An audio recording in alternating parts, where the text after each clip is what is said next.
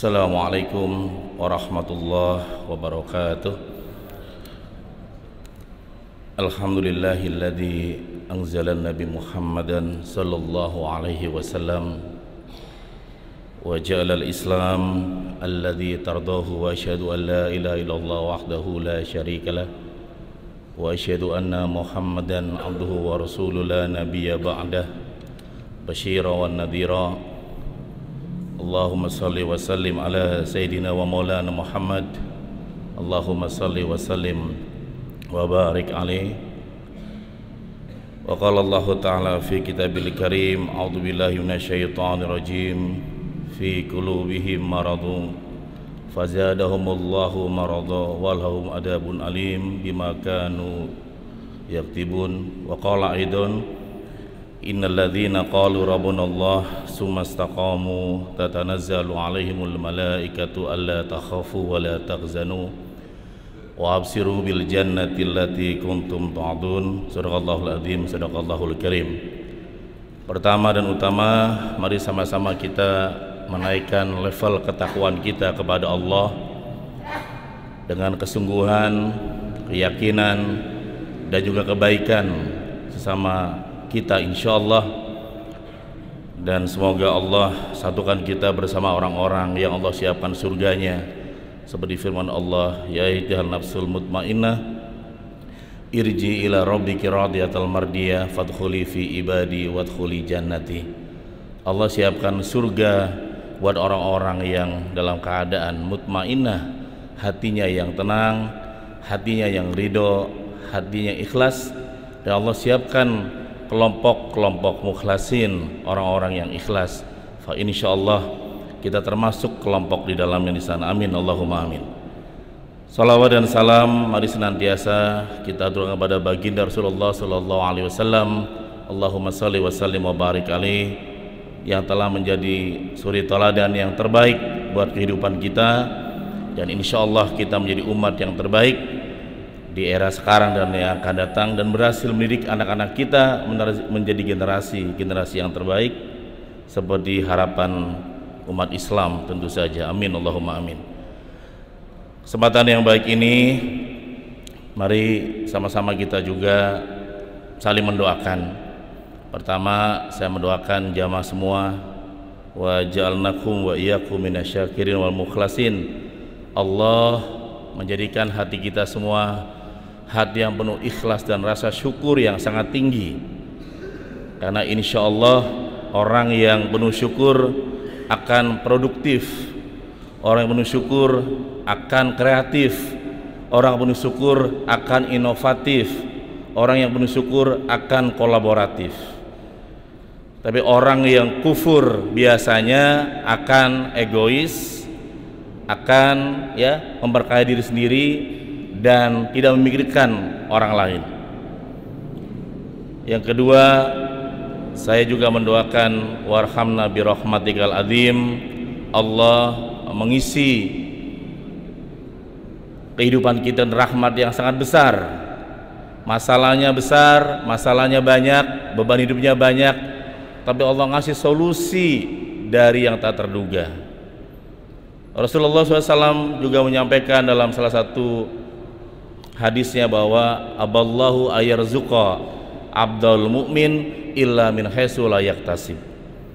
Jadi sebenarnya rezeki itu banyak yang tak terduga, tapi syaratnya adalah yakin.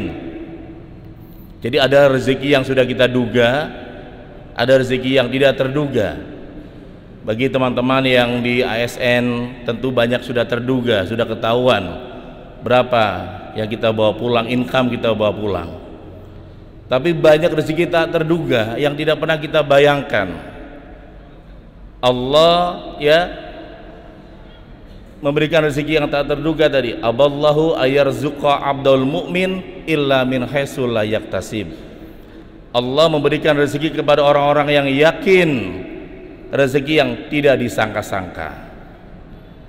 Jadi jangan kaget kalau kemudian ada orang yang misalkan rezekinya atau penghasilannya sudah menduga, tapi kalau keyakinannya kecil biasanya banyak ragunya. Jangan kaget kalau ada orang yang mungkin bahkan penghasilan di atas kertasnya nggak jelas, tapi yakinnya kepada Allah hakul yakin, biasanya banyak rezeki tak terduga. Rezeki banyak levelnya, salah satunya adalah ilmu.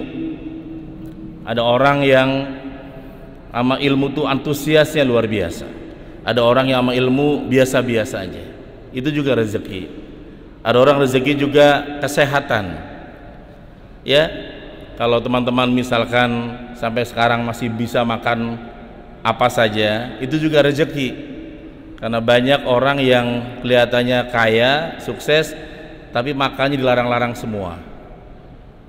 Kita juga punya rezeki dari makanan, juga ada rezeki dari pertemanan, teman-teman yang baik, sahabat-sahabat yang penuh kasih sayang, yang rajin silaturahmi, itu juga rezeki yang tak terkira.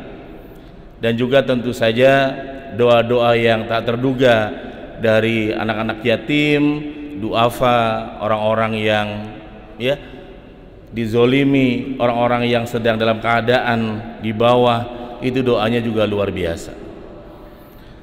Dan yang terakhir saya juga mendoakan wa jalnakum wa iyyakum minasyarril mukhlasin warhamna birahmatil adzim walkhina wa iyyakum ilal jannati naim. Allah jadikan kita di surganya Allah, insyaallah jannati naim. Amin, Allahumma amin. Sahabat-sahabat dirahmati Allah, di salah satu, kebetulan saya adalah penulis buku di Gramedia, sudah 14 buku yang saya tulis di Gramedia. Salah satu buku yang saya tulis belajar dari bagaimana perjalanan baginda Rasulullah SAW. Ada satu rumus yang namanya T dikali I dikali P dikali K. Jadi ternyata orang-orang unggul, orang-orang sukses, orang-orang hebat itu biasanya banyak T-nya. T itu adalah tekanan. Jadi Rasulullah SAW setelah mendeklarasikan dirinya sebagai seorang nabi dan rasul, mulai banyak yang namanya tekanan. Bahkan sampai harus meninggalkan kampung halamannya, menjadi sebuah tekanan yang sangat besar sekali, yang kemudian dijadikan sebagai momentum hijrah. Pada saat Khalifah Umar bin Khattab mimpin dan minta pendapat dari mana kita harus mencari tahun baru Islam, momentumnya apa? Ada yang mengusulkan bagaimana dari Isra Mi'raj, ternyata nggak quorum. Ada yang masih masukkan lagi bagaimana dari nuzulul Quran, nggak quorum lagi. Bagaimana dari lahirnya Rasulullah, tidak lagi sepakat semuanya. Dan Ali bin Abi Thalib mengusulkan bagaimana kalau tahun baru Islam dimulai dari hijrah Rasulullah, dari kota kelahirannya menuju kepada Madinah, disebut sebagai tahun baru Islam Hijriah. Karena di situ ada perjuangan yang begitu luar biasa dan menjadi titik balik bagi baginda Rasulullah SAW. Jadi ternyata Rasulullah SAW menemukan tekanan yang sangat berat. Maka dalam teori fisika kuantum itu ada yang namanya teori Snell, bahwa sudut datang akan sama dengan sudut pantul kalau datarannya rata. Rasulullah SAW ketika mendapatkan tekanan dari kaum Taif, dilempar, dihina, dicaci maki, tapi karena Rasulullah hatinya, kolbunya kolbun salim, hatinya hati yang sehat, ditawarkan oleh malaikat untuk membalas langsung kepada kaum tersebut, Rasul menolaknya. Hatinya sehat. Ketika tekanan datang akan sama dengan sudut pantul, huruf V terbentuk. Tapi ketika seseorang mendapatkan masalah dan kemudian semakin bertambah masalah, berarti datarannya berantakan, rusak. Maka menjaga hati agar selalu istiqomah, lurus, menjaga hati agar selalu biqalbin salim, tidaklah semudah membalikan tangan. Ada banyak tekanan hidup kita yang tidak pernah terbayangkan, tapi orang-orang yang imannya kuat, insya Allah secara psikologi punya kesehatan mental. Dia selalu istiqomah di situ. Maka dari tekanan itulah kemudian Rasulullah memiliki yang namanya I. Apa itu I? I adalah impian atau cita-cita.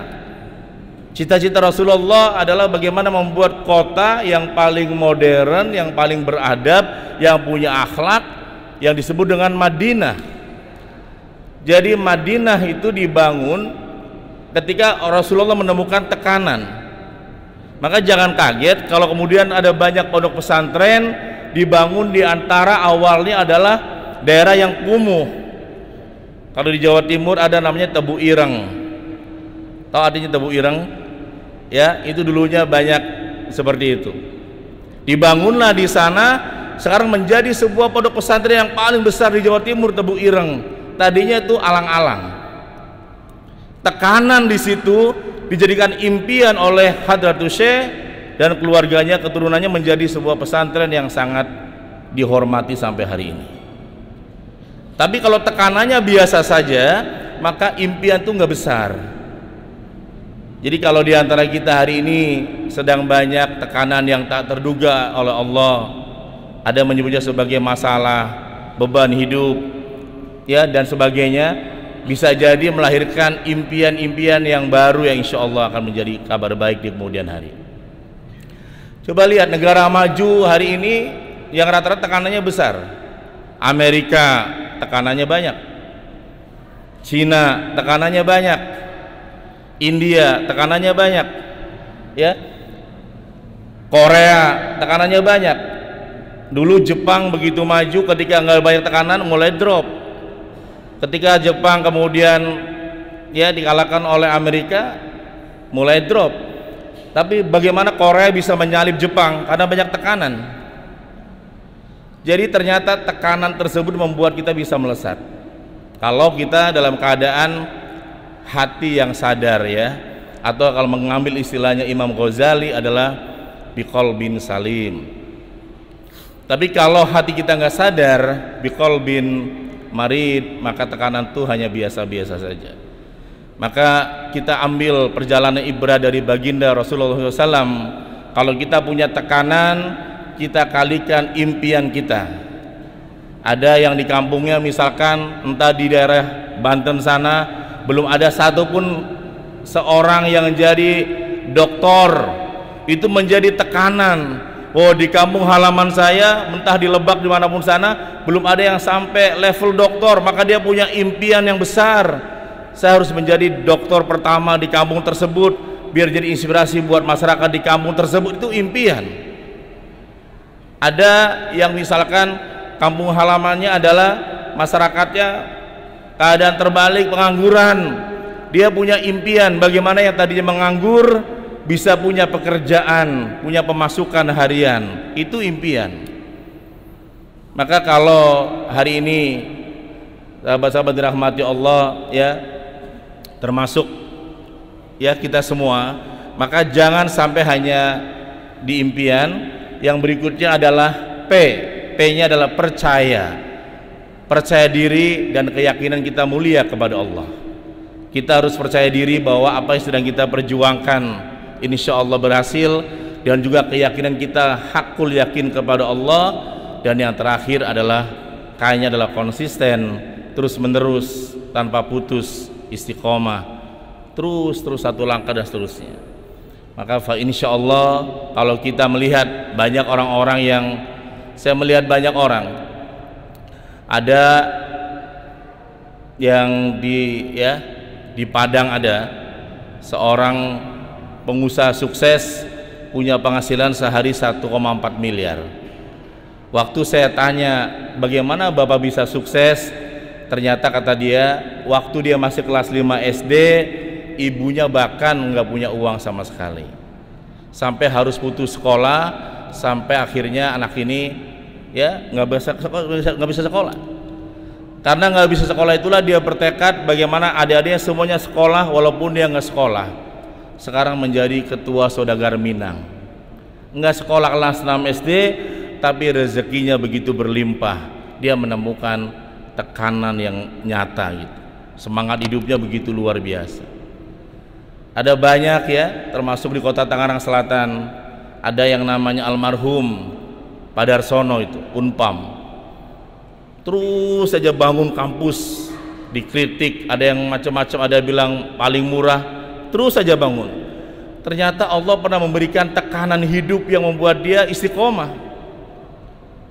Pada saat masih kelas SMA di Yogyakarta, kata ayahnya, kamu harus jaga batu bata, jangan tinggalin, nanti hujan.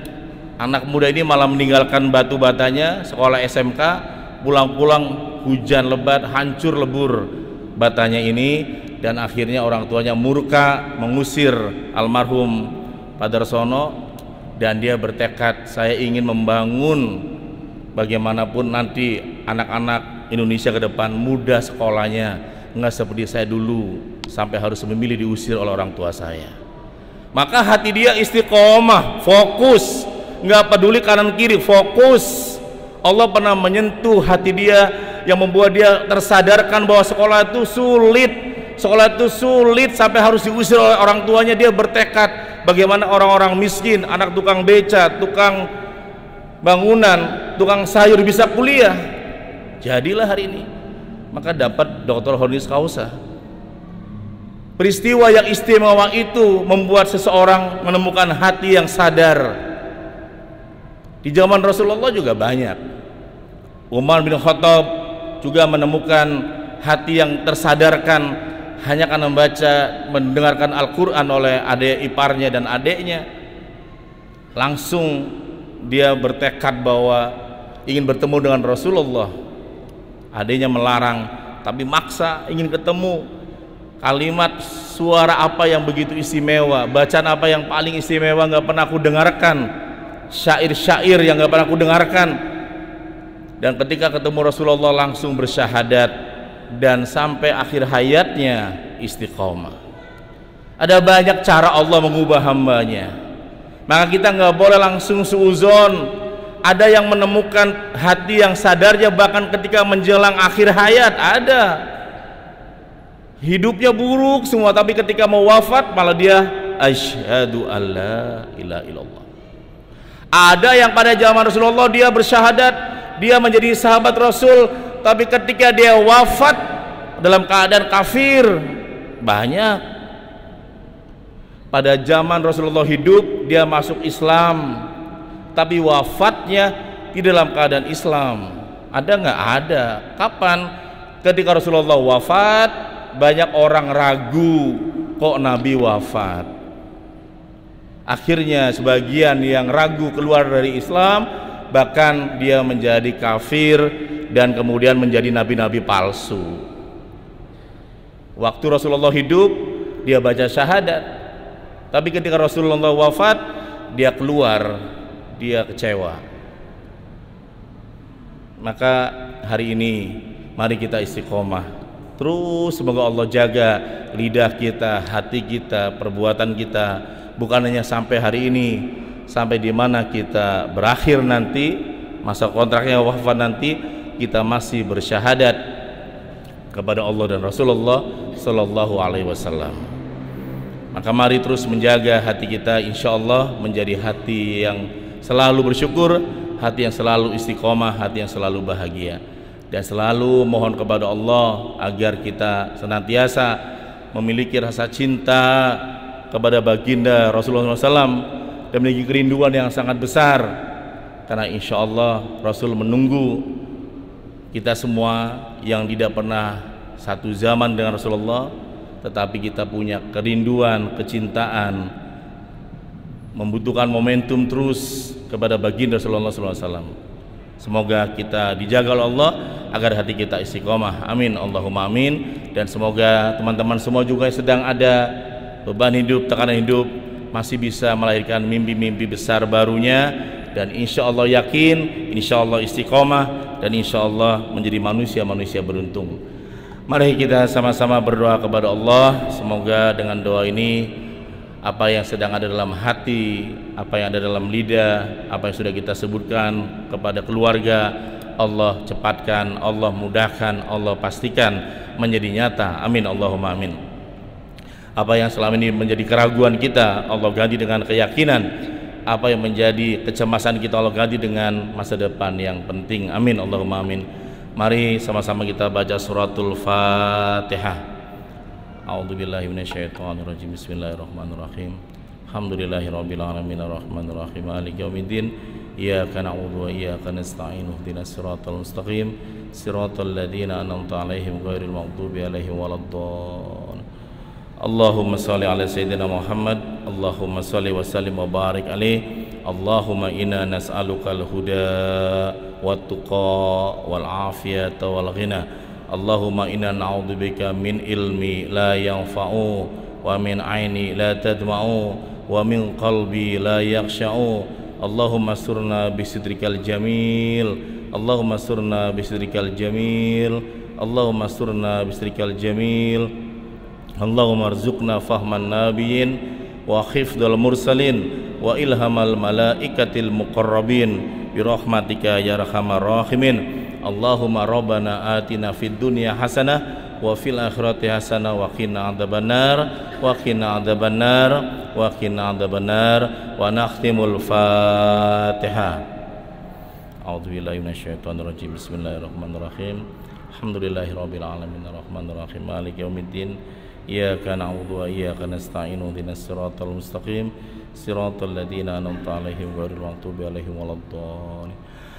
Akhirul kalam. Wassalamualaikum warahmatullahi wabarakatuh.